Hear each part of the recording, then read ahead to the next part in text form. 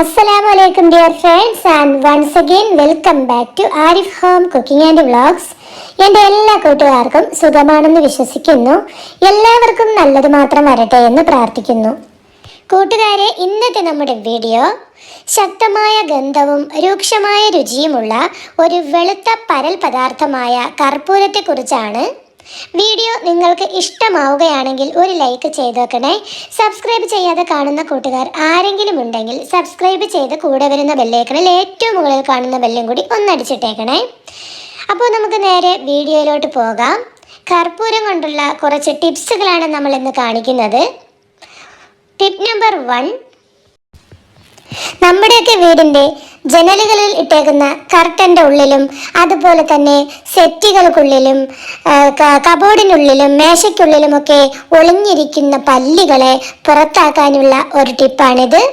അതിനായിട്ട് നമ്മൾ ഒരു ബൗളിലേക്ക് കുറച്ച് കോൾഗേറ്റ് ആണ് എടുത്തിരിക്കുന്നത്. ഏത് കോൾഗേറ്റ് ആയാലും മതി, നിങ്ങളുടെ കയ്യിലുള്ള ഏത് കോൾഗേറ്റ് എടുത്താലും മതി. അതിലേക്ക് ഒരു പീസ് കർപ്പൂരം ഇതുപോലെ പൊടിച്ചിട്ട് കൊടുക്കുന്നുണ്ട്. എന്നിട്ട് നമുക്ക് ഒരു ഉപയോഗിക്കാത്തൊരു ബ്രഷ് കൊണ്ട് നമുക്കിതൊന്ന് നന്നായിട്ട് മിക്സ് ചെയ്യാം. ബ്രഷ് ഇല്ലെന്നുണ്ടെങ്കിൽ കൈ കൊണ്ട് മിക്സ് ചെയ്ത് കൊടുത്താലും മതി. നന്നായിട്ട് തന്നെ മിക്സ് ചെയ്ത് കൊടുക്കുന്നുണ്ട്. 2-3 എണ്ണം ഞാൻ ഇതിനകത്ത് പൊട്ടിച്ചിട്ടിട്ടുണ്ട്, കാരണം ഞാൻ കുറച്ചധികം കൂടുതൽ പേസ്റ്റ് എടുത്തിട്ടുണ്ട്. അപ്പോൾ നന്നായിട്ട് മിക്സ് ചെയ്ത് കൊടുക്കുകയാണ്. സാധാരണ പല്ലികൾ ഏറ്റവും കൂടുതൽ വന്നിരിക്കുന്ന സ്ഥലം എന്ന് പറയുന്നത് കർട്ടൻ്റെ ഇടയ്ക്കാണ്. ഇതുപോലെയുള്ള കർട്ടനാണ് ഇട്ടേക്കുന്നതെങ്കിൽ തീർച്ചയായിട്ടും ഇതിൻ്റെ ഉള്ളിലാണ് അവർ ഏറ്റവും കൂടുതൽ ഇരിക്കുന്നതെന്ന് അറിയാൻ പറ്റും. അപ്പോൾ അവിടെ കർട്ടൻ്റെ മുകളിലേക്കായിട്ട് ജനാലിൻ്റെ ഭിത്തിയോട് ചേർന്ന് അല്പം ഇതുപോലെ 2 സൈഡിലായിട്ട് പുരട്ടി കൊടുത്തിട്ടുണ്ട്. ഇനി നമ്മൾ സെറ്റിയുടെ അടിവശത്തും കൂടി ഇത് പുരട്ടി കൊടുക്കുകയാണ്. അതുപോലെ തന്നെ നമ്മുടെ ബെഡ്റൂമിലുള്ള കർട്ടൻ്റെ മുകളിലും ഇതുപോലെ ഒരു അല്പം ഇതുപോലെ പിടിപ്പിച്ചു കൊടുക്കാം. ഏറ്റവും കൂടുതൽ പല്ലികൾ എപ്പോഴും ഞാൻ കാണുന്നത് ഈ ഒരു സ്ഥലത്താണ് ഏറ്റവും കൂടുതൽ വന്നിരിക്കുന്നത്. അതുപോലെ തന്നെ ഷെയ്ഡിൻ്റെ മുകളിൽ നിന്നൊക്കെ നേരെ ഇവർ ഇവിടേക്കാണ് ഇറങ്ങി വരുന്നത്. എയർ ഹോളിൻ്റെ വഴി അവരിതിലേക്കാണ് ഇറങ്ങി വരുന്നത്. അപ്പോൾ അവിടെ നമ്മൾ ഇതൊന്ന് എന്തായാലും അപ്ലൈ ചെയ്ത് കൊടുക്കാം. ഹാളിലെ ജനാലയുടെ മുകളിലും നമ്മൾ കറക്റ്റായിട്ടിരിക്കുന്ന ആ ഒരു സ്ഥലത്തും ഇതുപോലെ ഒന്ന് അപ്ലൈ ചെയ്ത് കൊടുക്കുന്നുണ്ട്. ഇനി പല്ലികളും പാറ്റകളും ഒക്കെ കയറി വരാൻ സാധ്യതയുള്ള അടുത്തൊരു സ്ഥലം എന്ന് പറയുന്നത് നമ്മുടെ കിച്ചൺ സിങ്കുകളാണ്. കിച്ചൺ സിങ്കിൻ്റെ ഉള്ളിൽ നിന്നും അതുപോലെ തന്നെ അതിൻ്റെ ആ ഒരു വെള്ളമൊക്കെ പോകുന്ന ആ പൈപ്പിൽ നിന്നൊക്കെയാണ് കൂടുതൽ പാറ്റകളൊക്കെ ഇതിൻ്റെ ഉള്ളിലേക്ക് കയറി പറ്റുന്നത്. അപ്പോൾ നമുക്ക് ഇതുപോലെ ഒരു പീസ് ഇതിൻ്റെ ഉള്ളിലേക്ക് ഒരു കർപ്പൂര പീസ് ഇതുപോലെ ഒന്ന് ഇട്ട് കൊടുക്കാം. ഇങ്ങനെ നമ്മൾ ചെയ്യുന്നത് കൊണ്ട് നമുക്ക് പ്രാണികളിൽ നിന്നും ഉള്ള ശല്യവും മാറിക്കിട്ടും. അതുപോലെ തന്നെ നമുക്ക് കിച്ചണിലൊക്കെ എപ്പോഴും നല്ലൊരു സ്മെല്ലായിരിക്കും കിട്ടുന്നത്.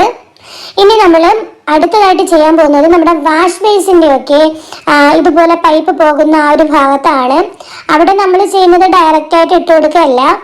അതിനായിട്ട് നമ്മളൊരു ചെറിയ കോട്ടൺ തുണിയോ അല്ലെന്നുണ്ടെങ്കിൽ ഒരു ചെറിയ ടിഷ്യൂ പേപ്പറോ എടുക്കുക. എന്നിട്ട് ഈ കർപ്പൂരം പൊടിച്ച് ടിഷ്യൂ പേപ്പറിൻ്റെ ഉള്ളിലേക്ക് ഇട്ടതിന് ശേഷം നന്നായിട്ടൊന്ന് മടക്കിയെടുക്കണം. മടക്കിയെടുത്തതിന് ശേഷം നമുക്ക് ഇതുപോലെ ഈ പൈപ്പിൻ്റെ ഈ ഒരു ഭാഗത്ത് വെച്ചു കൊടുക്കാം. ഒരിക്കലും ഇത് ഈ പൈപ്പിൻ്റെ ഉള്ളിലേക്ക് ഇറങ്ങി പോവാൻ പാടില്ല.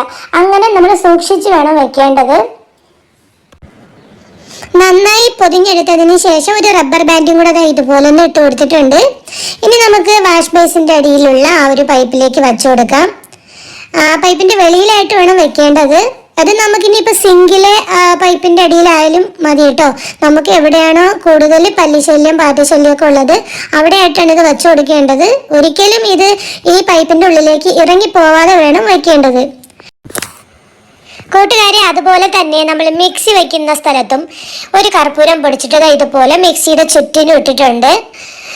ഉറുമ്പ് ശല്യമൊക്കെ അവിടെ നമുക്ക് ഉണ്ടാവാതിരിക്കാനാണ് നമ്മൾ അങ്ങനെ ചെയ്യുന്നത്. പാറ്റകളൊക്കെ ഈ മിക്സിൻ്റെ ഉള്ളിലേക്ക് കയറിയിരിക്കുകയും അതിനകത്ത് കുഞ്ഞിടുകയും ഒക്കെ ചെയ്യുന്നത് നിങ്ങൾ കാണാറില്ലേ. അപ്പോൾ അതൊക്കെ ഒഴിവാക്കാനായിട്ടാണ് മിക്സീൻ്റെ അവിടെയും കൂടി ഇത് ഇട്ട് കൊടുത്തത്.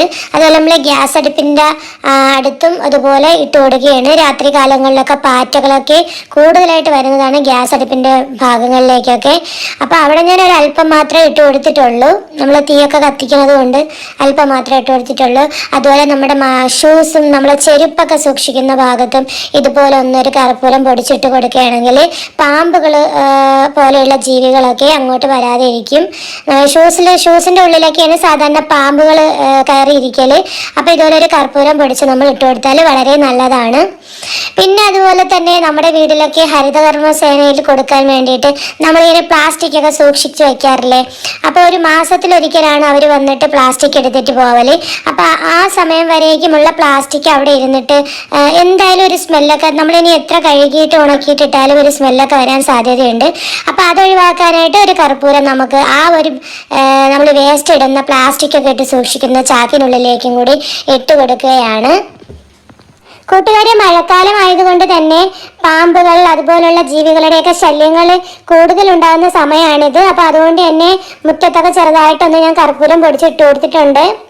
ഇനി നമ്മൾ കാണിക്കാൻ പോകുന്ന ടിപ്പ് എന്ന് പറയുന്നത് ഫ്രിഡ്ജിൻ്റെ ഉള്ളിലെ ബാഡ് സ്മെൽ എങ്ങനെ മാറ്റാം എന്നുള്ളതാണ്. നമ്മൾ നാരങ്ങയൊക്കെ പിഴിഞ്ഞതിന് ശേഷം അതിൻ്റെ തൊണ്ട് കളയാറാണ് പതിവ്. അപ്പോൾ ഇനി മുതൽ അത് കളയാതെ ഫ്രിഡ്ജിൻ്റെ ഉള്ളിൽ സൂക്ഷിച്ച് വെക്കുക. വെറുതെ അങ്ങ് വെച്ചു കൊടുത്താൽ മതി. അപ്പോൾ ഫ്രിഡ്ജിനുള്ളിലെ ബാഡ് സ്മെല്ലെല്ലാം ഇത് വലിച്ചെടുത്തോളും. അതുപോലെ തന്നെ വേറൊരു ടിപ്പും കൂടി ഉണ്ട്. കരിക്കട്ടയാണത്. കരിക്കട്ടയും ഇതുപോലെ ഒരു കരിക്കട്ട എടുത്തിട്ട് നമ്മൾ ഫ്രിഡ്ജിനകത്ത് വെച്ച് കൊടുക്കുകയാണെങ്കിൽ ഫ്രിഡ്ജിനുള്ളിലെ ബാഡ് സ്മെല്ലൊക്കെ ഈ കരിക്കട്ട വലിച്ചെടുക്കുന്നതാണ്.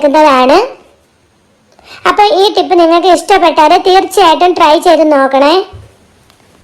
കൂട്ടുകാരെ, ഇനി നമ്മൾ കാണിക്കുന്ന ടിപ്പ് എല്ലാവർക്കും പ്രയോജനപ്പെടുന്ന ഒരു ടിപ്പാണ്. ഇപ്പോഴല്ലെങ്കിൽ പിന്നീട് എപ്പോഴെങ്കിലും നമുക്ക് ഉപകാരപ്രദമാകുന്ന ഒരു ടിപ്പാണ്. നമുക്ക് എല്ലാവർക്കും പല്ലുവേദന എന്ന് പറയുന്ന ഒരു അസുഖം വരുന്നതാണ്.